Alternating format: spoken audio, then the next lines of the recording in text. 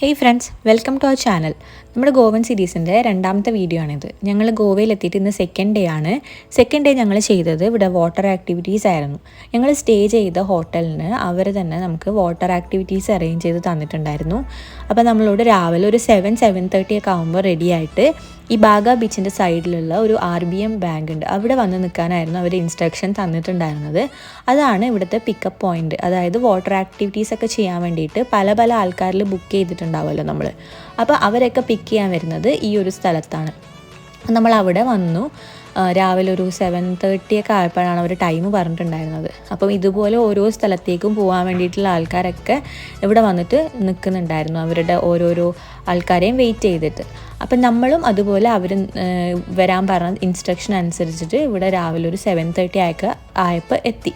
അങ്ങനെ ഇങ്ങനെ ഒരുപാട് ആൾക്കാർ ഇവിടെ വെയിറ്റിങ്ങിലായിരുന്നു. ഇങ്ങനെ ഓരോ ബസ്സായിട്ട് വന്നിട്ട് ഓരോ സ്ഥലത്തേക്കുള്ള ആൾക്കാരെ ഇവിടുന്ന് പിക്ക് ചെയ്തിട്ട് കൊണ്ടുപോവുകയാണ് ചെയ്യുന്നത്. അപ്പം ഞങ്ങളൊരു 7:30 എത്തിയപ്പോഴത്തേക്കും 8 o'clock ഒക്കെ ആയപ്പോഴാണ് അവരുടെ ബസ്സൊക്കെ വന്നത്. ഇതാണ് ഞങ്ങൾക്ക് പോകാനുള്ള ബസ്. അപ്പം ഞങ്ങൾ ഈ ബസ്സിൽ കയറിയിട്ട് ഇവർ ഈ ആക്ടിവിറ്റീസ് നടക്കുന്ന സ്ഥലത്തേക്ക് കൊണ്ടുപോകും.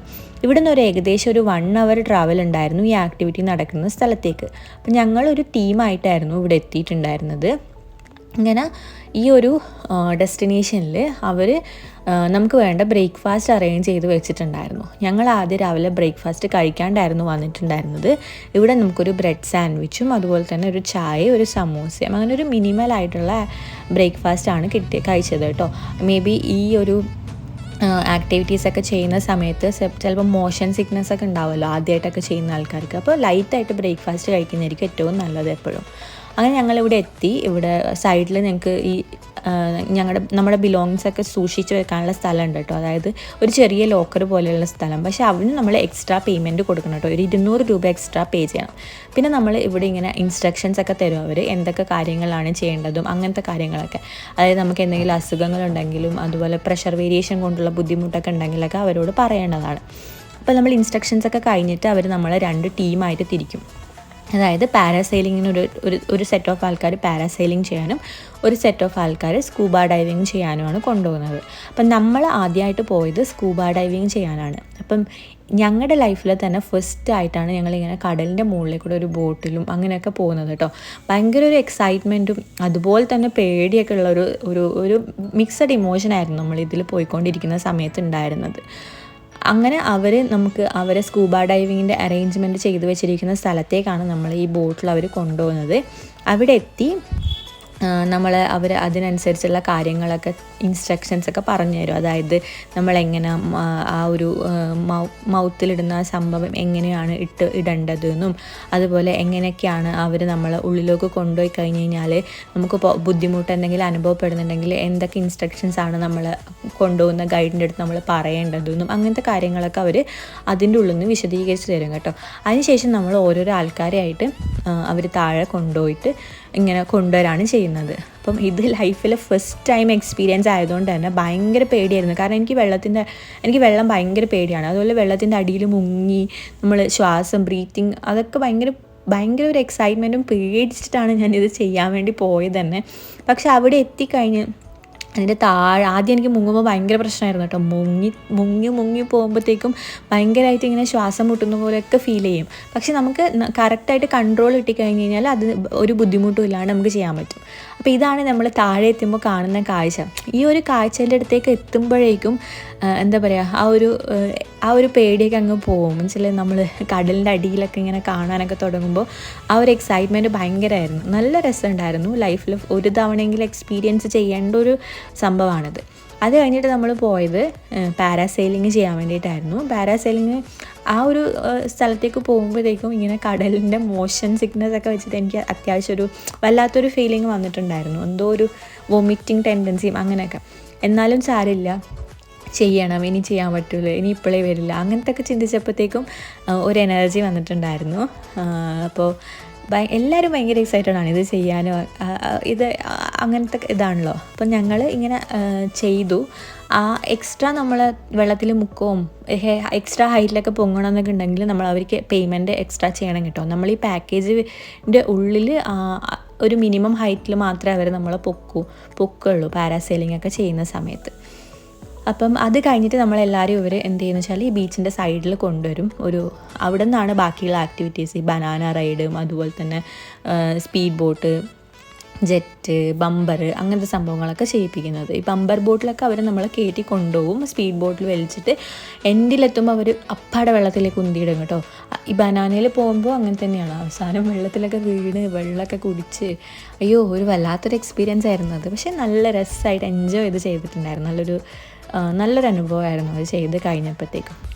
അങ്ങനെ ഇങ്ങനെ ഓരോരോ റൈഡിലായിട്ട് നമ്മൾ കയറി വരുമ്പോഴത്തേക്കും ഒരു ലഞ്ചിൻ്റെ ഒക്കെ ടൈമൊക്കെ ആവും. ലഞ്ച് എന്ന് പറഞ്ഞു കഴിയുമ്പോൾ ഇവർ തന്നെ നമുക്ക് ലഞ്ച് അറേഞ്ച് ചെയ്തിട്ടുണ്ട്. ഈ ഒരു പാക്കേജിൻ്റെ ഉള്ളിൽ തന്നെ വരുന്നതാണ് ഇവരുടെ ലഞ്ച് ഒക്കെ.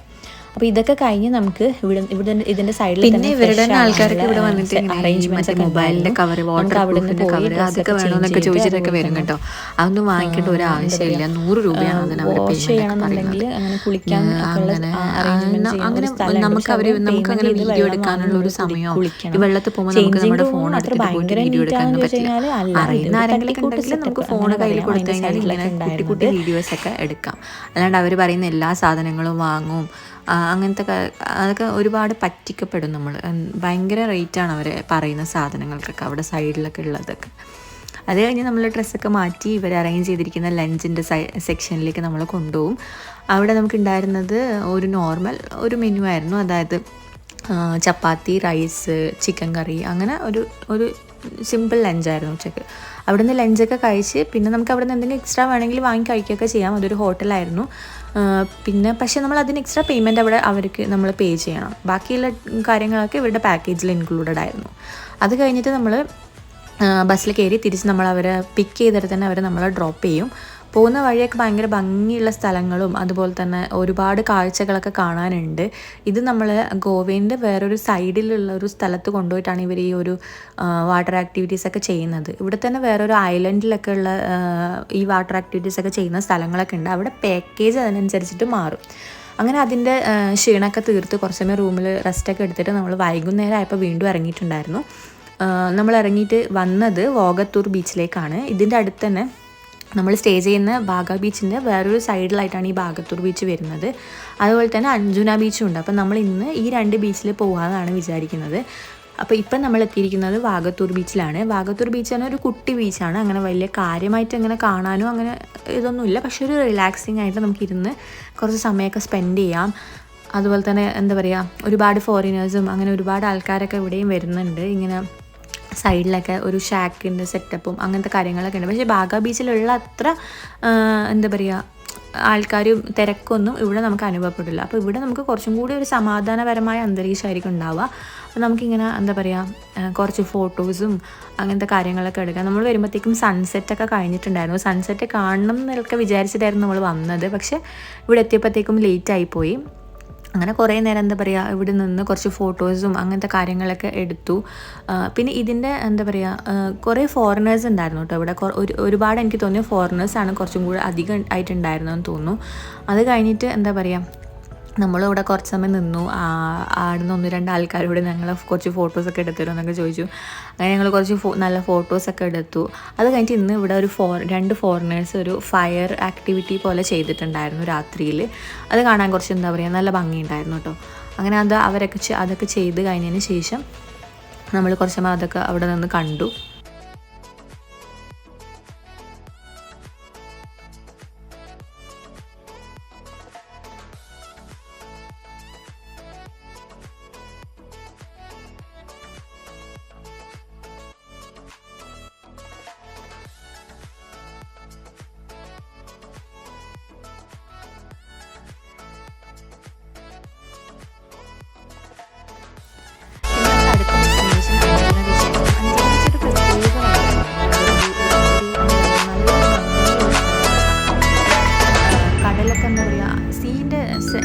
സൈഡിലൊക്കെ കുറവാണ്. അതായത് ബീച്ച് സൈഡിൽ തന്നെയാണ് ഇവിടെ ഷാക്കും. അതായത് നമുക്ക് നടക്കാനൊക്കെ ഭയങ്കര ലിമിറ്റഡ് സ്പേസ് മാത്രമേ ഉണ്ടായിരുന്നുള്ളൂ. നല്ലൊരു ലൈറ്റിങ്ങും അതൊക്കെ കൊണ്ട് ഭയങ്കര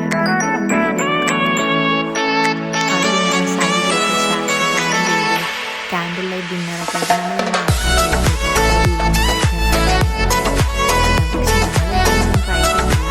അതിൻ്റെ വ്യത്യാസം പറഞ്ഞപ്പോൾ തന്നെ എന്തോ ഒരു ഭയങ്കര റിലാക്സേഷനും കാലിലിങ്ങനെ വെള്ളമൊക്കെ തട്ടി നടന്നു പോകുമ്പോഴിങ്ങനെ എന്താ പറയുക, കടലിൻ്റെ ഓരോരോ സൗണ്ടൊക്കെ കേട്ടിങ്ങനെ ഈ ഒരു അറേഞ്ച്മെൻറ്റൊക്കെ കണ്ട് നടക്കുമ്പോൾ ഭയങ്കര ഒരു റിലാക്സേഷൻ ആയിരുന്നു അഞ്ജന ബീച്ചിലെ കൂടെയുള്ള വാക്കൊക്കെ. പിന്നെ അഞ്ജന ബീച്ചിൽ നിന്ന് നേരെ നമ്മൾ വന്നത് നേരെ നമ്മൾ ഇതുപോലെ ആൾക്കാരൊക്കെ വിളിക്കും കേട്ടോ, ഇങ്ങനെ വരൂ എന്നൊക്കെ പറഞ്ഞിട്ട്. പക്ഷേ ഷാക്കിൽ നിന്ന് ഭക്ഷണം കഴിക്കണമെന്ന് നമുക്ക് ഉണ്ടായിരുന്നു. പക്ഷെ അത് ഇവിടെ ഇരുന്നിട്ടില്ല, നമ്മൾ തിരിച്ച് വീണ്ടും ബാഗ ബീച്ചിൽ പോയി. കാരണം ബാഗ ബീച്ചിൻ്റെ സൈഡിലായിരുന്നു നമ്മൾ റൂം എടുത്തിട്ടുണ്ടായിരുന്നത്. അപ്പോൾ അവിടെ പോയിട്ട് അവിടുത്തെ ഷാക്കിൽ നിന്ന് ഭക്ഷണം കഴിക്കാമെന്ന് വിചാരിച്ചിട്ടായിരുന്നു ഇരുന്നിട്ടുണ്ടായിരുന്നത്. അങ്ങനെ അഞ്ജന ബീച്ചിൽ നിന്ന് നമ്മൾ ഇറങ്ങിയിട്ടുണ്ടായിരുന്നു. ഒരു ഒരു ലേറ്റ് ആയപ്പോഴത്തേക്കും കുറച്ച് സമയം അവിടെ കറങ്ങി നടന്ന് നമ്മൾ ഇറങ്ങി. അവിടെ നിന്ന് തിരിച്ച് നമ്മൾ വരുന്ന വഴിക്ക് എന്തെങ്കിലും ഷോപ്പ് ചെയ്യാം എന്നൊക്കെ വിചാരിച്ചിട്ട് ബാഗ ബീച്ചിൻ്റെ സൈഡിലുള്ള ഈ ഡ്രീം ക്യാച്ചറും അതുപോലത്തെ കുറച്ച് ഷോപ്സൊക്കെ ഉണ്ടായിരുന്നു. അങ്ങനത്തെ കാര്യങ്ങളൊക്കെ നോക്കി. പക്ഷേ ഒന്നും അങ്ങനെ എന്താ പറയുക, ഭയങ്കര എക്സ്പെൻസീവ് ആയിരുന്നു എല്ലാ സാധനങ്ങളും. എന്നാലും നമ്മളൊരു 1-2 ഡ്രീം ക്യാച്ചറും പിന്നെ കുറച്ച് സുവനിയേഴ്സ് പോലത്തെ ഫ്രിഡ്ജിൻ്റെ മാഗ്നറ്റ്സ് അങ്ങനത്തെ കാര്യങ്ങളൊക്കെ വാങ്ങി. ഇതായിരുന്നു ഈ ഒരു ബ്ലൂ കളറിലുള്ള ഡ്രീം ക്യാച്ചറാണ് നമ്മൾ വാങ്ങിയത്. ഭയങ്കര ഭംഗിയുണ്ടായിരുന്നു അത് കാണാൻ വേണ്ടിയിട്ട്. അങ്ങനെ എന്താ പറയുക, കുറച്ച് സമയം സൈഡിൽ കൂടെയൊക്കെ കണ്ട് നടന്ന് നമ്മൾ അതിൻ്റെ അടുത്തുള്ള ഒരു ഷാക്കിൽ പോയി ഭക്ഷണവും കഴിച്ചിട്ട് നേരെ റൂമിൽ പോയി കിടന്നുറങ്ങി. നെക്സ്റ്റ് ഡേ നമ്മൾ കുറച്ച് ലോങ് ആയിട്ടുള്ളൊരു സ്ഥലത്തേക്കാണ് പോകുന്നത്. അതിൻ്റെ ബാക്കി കാര്യങ്ങളും ഡീറ്റെയിൽസൊക്കെ ആയിട്ടുള്ള വീഡിയോ ആയിട്ട് വരുന്നതായിരിക്കും. അപ്പം എന്തായാലും ഈ വീഡിയോ ഇഷ്ടമായിട്ടുണ്ടെങ്കിൽ ലൈക്ക് ചെയ്യുക, ഷെയർ ചെയ്യുക, നമ്മളെ സപ്പോർട്ട് ചെയ്യുക. അതുപോലെ തന്നെ എന്താ പറയുക, ഗോവയിൽ പോകാൻ എന്തെങ്കിലുമൊക്കെ ഡൗട്ട്സൊക്കെ ഉണ്ടെങ്കിൽ നമ്മൾ പോയ ചെറിയ അറിവൊക്കെ വെച്ചിട്ട് നിങ്ങൾക്ക് ഷെയർ ചെയ്ത് തരാം. എന്തെങ്കിലും ഡീറ്റെയിൽ ആയിട്ട് അറിയണമെന്നുണ്ടെങ്കിൽ കമൻറ്റ് ചെയ്യാം. നിങ്ങൾ കമൻറ്റ് ചെയ്ത് കഴിഞ്ഞാൽ